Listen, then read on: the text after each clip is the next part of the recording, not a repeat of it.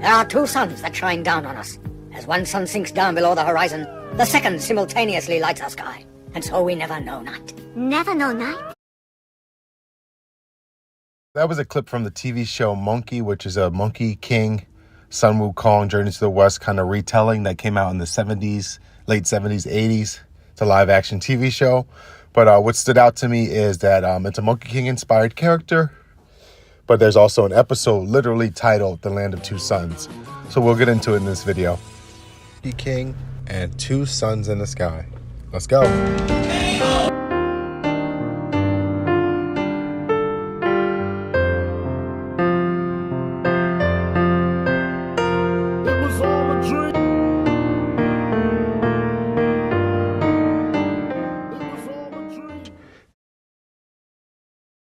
Welcome back to the channel. This is Mark, aka Power Made Flesh of No Original Stories, also the Stories of Our Life on YouTube. Today I'm going to focus again on another story that features two suns in the sky, but a story that is Monkey King inspired. I've been outlining, but I do need to do a recap that the monkey, the dragon, and the cat are at the heart of stories that features two suns. Sometimes if it's from a dragon's perspective, the darker perspective, you might get two moons. But these are stories that feature these two heavenly bodies in the sky. And then these are also symbols of a reset. The monkey, the dragon, and the cat. Catastrophe, the Rhesus reset. The dragon, the Aragorn. Also at the heart of these characters, of this archetype, is the play also on gender. Gender is a very important part of resets. If you think about our historical reset stories, we have the caveman, the dragon, and then the cavemen are wearing cat garbs while the woman is hidden in the cave. So you often see this kind of play on gender, but also on that kind of animal archetype. This can even be applied to the Bible, as I'll focus on in a separate series. The Monkey King, the Journey to the West story, is a story about our pathway to enlightenment. The journey from east to west is the sun's path, but also your carnal mind to your spiritual mind. So it has to do more so with the mind, more so with your pathway to enlightenment. And this is reflected in the characters on this TV show, Monkey specifically. The characters or the surrounding cast are characters who are assigned zodiac animals. Like one is the pig, and his behavior is the manifestations of the pig attributes of a human. You know, they probably had gambling problems and so forth. So you see this kind of reflection in these characters as being examples of what we should and should not be. So with that being said, we're going to get into this show. There is an episode titled The Land of Two Suns that will be the primary focus on the show, but we'll also discuss some of the symbolism and some things you should always think about when looking for these archetype of Monkey King inspired stories that feature two heavenly bodies in the sky, two suns in the sky.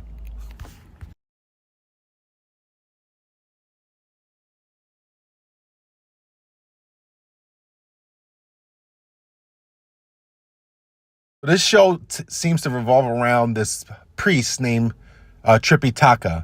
And Tripitaka is, they're on a traveling quest. And in this episode, specifically, The Land of Two Suns, they're heading towards India. I bring that up because it's interesting, because this kind of Monkey King inspired archetype seems to be both related to Asia as far as China, and then also India as well. Same thing with the Aladdin story, which I've pointed out in a previous video, has different renditions or different series. And one episode of where Aladdin goes to the desert and finds two suns in the sky. Another series where he goes to the desert and finds two moons in the sky. Same thing can apply to the Sonic characters. But Aladdin is an archetype that is both sometimes considered to be Indian folklore or Chinese folklore. I think they kind of both go back and forth arguing where it really originated from.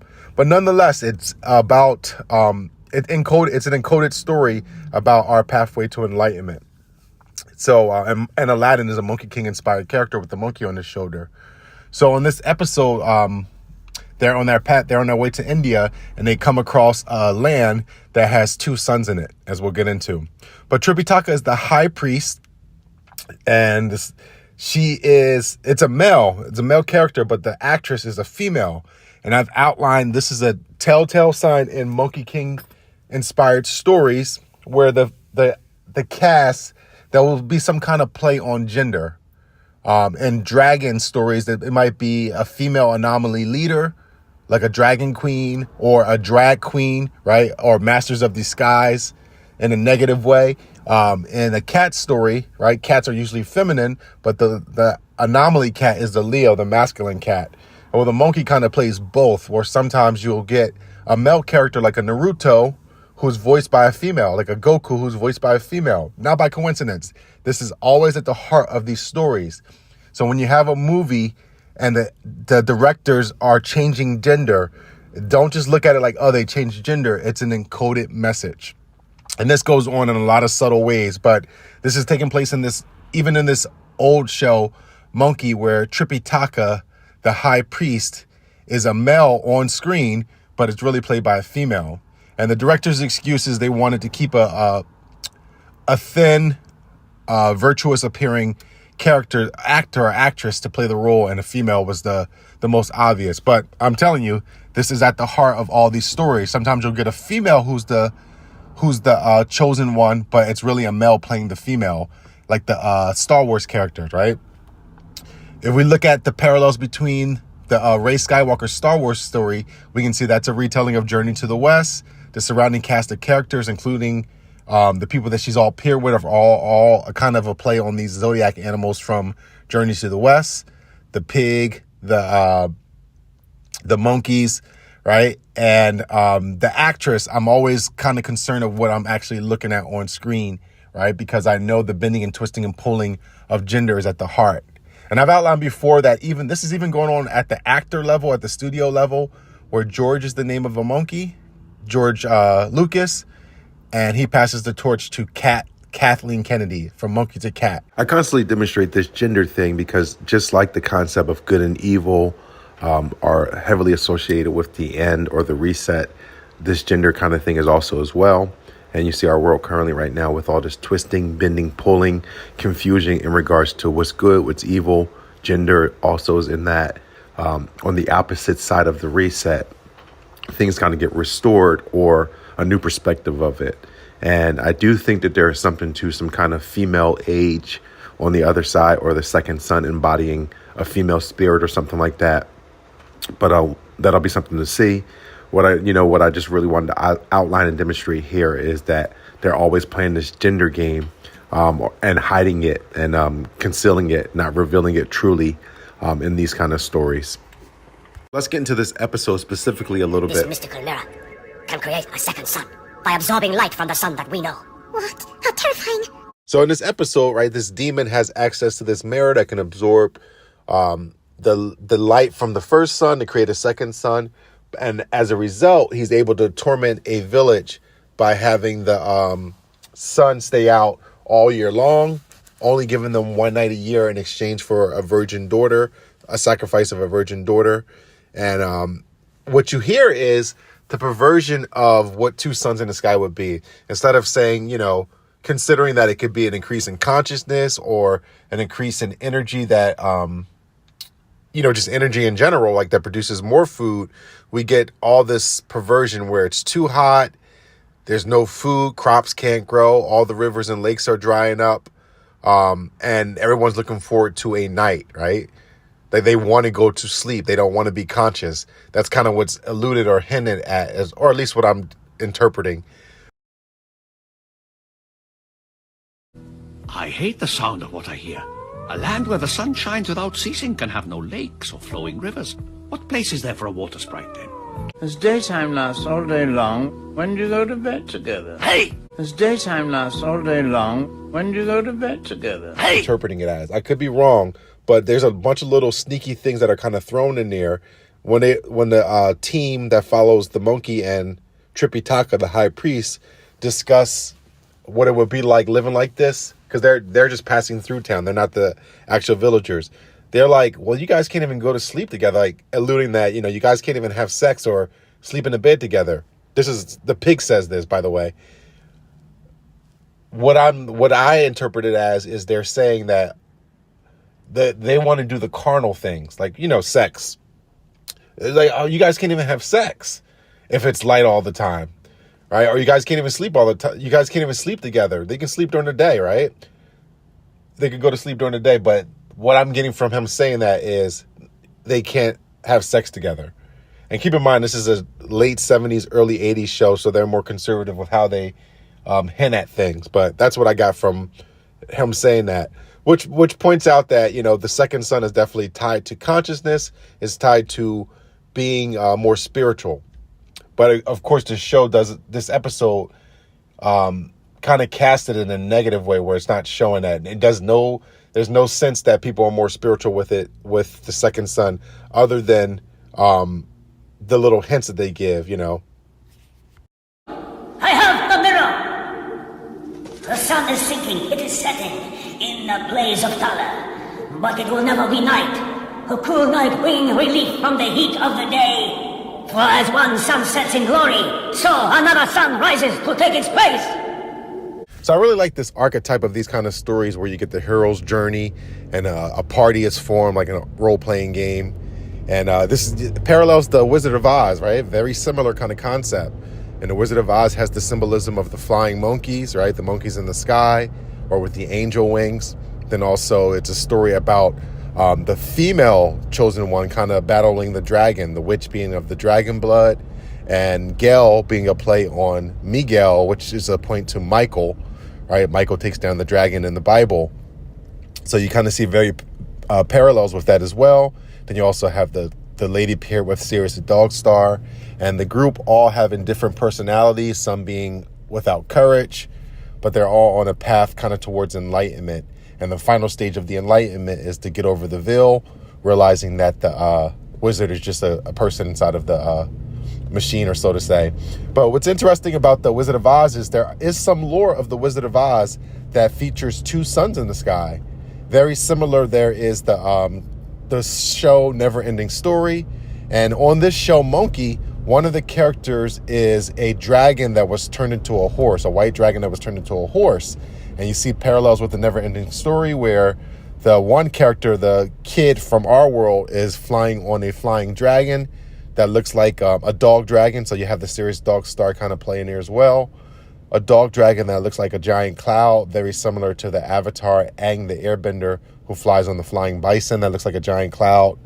But and then the other character, Atreyu, which is the Indian native kind of character in there as well, is on a white horse. So you see parallels between these kind of animals being used in these stories. And I think it's really just because there's a point to all these stories are really just encoding our sky, our nature. And there is some lore of Never Ending Story that also mentions, I think the area is called Fantastica or Fantasia, having two suns or maybe two moons, I forget offhand. Can you explain how the ever-shining suns and the sacrifice are connected? Yes, it is this. The god who orders the endless shining of the sun lives on the other side of the mountain. He offers us one night a year in exchange for the sacrifice of a virgin. A recurring theme that I see in these stories that features two suns in the sky, or the second sun appearing, is that usually will be some type of cataclysm, a catastrophe, doomsday event. And after the dust settles, that's when you start to see the second sun, or you also see the sacrifice attached to it. Thank you, pious priest. Once again, we have both day and night following each other in our land. And that's as it should be. The natural order of things. What are you doing? Stick to carrying the master. At the end of this episode, where they return back to the normal cycle, and one of the characters says, "Thank God we get to have night again." And the other character immediately responds by saying, "Now you get to serve master again." So it's almost like, oh, well, without the second sun kind of increasing consciousness, we all get to go back to being slaves again, or we all get to go back to being asleep again by serving or following the master. So it's just an interesting thing. This movie, this picture is very reminiscent of the movie Kroll, with the bandit characters. In this picture, the movie Kroll is about this dragon kind of alien creature from space, the monkey man or the bearded man, and then the woman also hidden in the story. And in that story, it features two suns. And then this weapon that he has is, I'm not sure if the weapon's called Kroll, but the name Kroll is common across these Monkey King stories, like Krillin from Dragon Ball Z, King K. Rool from Donkey Kong. And that weapon is the same weapon that the Predator has. The Predator and the Alien series are both Monkey King dragon archetypes, and both of those series also feature two suns in the sky. But I thought it was interesting to include that. We'll focus on those stories in another video. The place was like ancient China, and the time might have been 1,000 years ago. They fought and they thought then as now. So yeah, whenever you see the monkey, just look at it as a symbol for a reset, not necessarily in the bad way where, like, you know, it's the end of the world or apocalypse or destruction. Sometimes it could just be a paradigm shift, a representation of a new age to come. The X-Men have a big, heavy focus on Monkey King archetypes. Professor Charles Xavier, descendant of Darwin, with the mind abilities, which is heavily associated with the monkey. It's about the mind. Skull Island is where King Kong comes from, so to say. And we see that a lot of archetypes of their villains in these comic books, the villains that are there to kind of do the big reset, are monkey-based, like Apocalypse from X-Men, Thanos, Darkseid, even Batman in the last Dark Knight movie. It's the Catwoman, the cat, the dragon, and Batman, and then the monkey or the ape, and Bane. And Bane is there to do the reckoning. It's the reset. And all these animals, there's always this neurological association with these kind of archetypes. You see the T-Rex is always known for having poor vision. In A Quiet Place, the story about dragons, there's always somebody with that's deaf or have hearing issues. Something neurological is always going on. And in the Batman versus Bane, the first thing that Bane does to Batman is break his back, because the spine, the dragon is associated with the spine. So he breaks the spine. So there's a lot of encoded messages going on. And Bane, even though he's big and bulky, he's very smart. He's a tactician. So you kind of see that they're always playing this game, or these animal archetypes are very symbolic of things. So in the opening of this TV show, Monkey, or just generally the Monkey King character archetype, they always show him born from a rock. And often, as I've outlined in previous videos, all Monkey King characters will have this kind of born from a cradle or from a rock. That you even see this in something like The Lion King, where they show him kind of in the fetal position.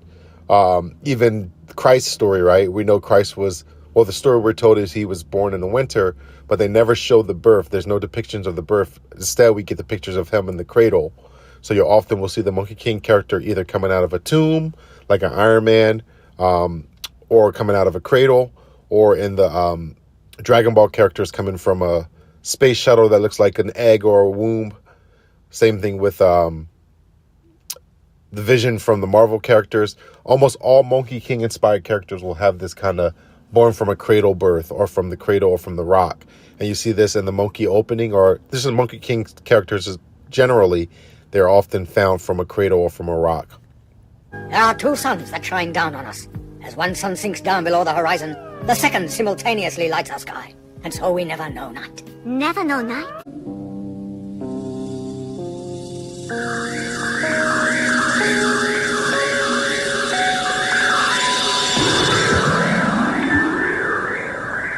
So we'll wrap it up here. We'll finish off this video. I just wanted to share this story specifically because it's one of the most obvious Monkey King inspired stories, like the Star Wars one. A lot of people don't know that that's the spirit of the Monkey King being retold in that story.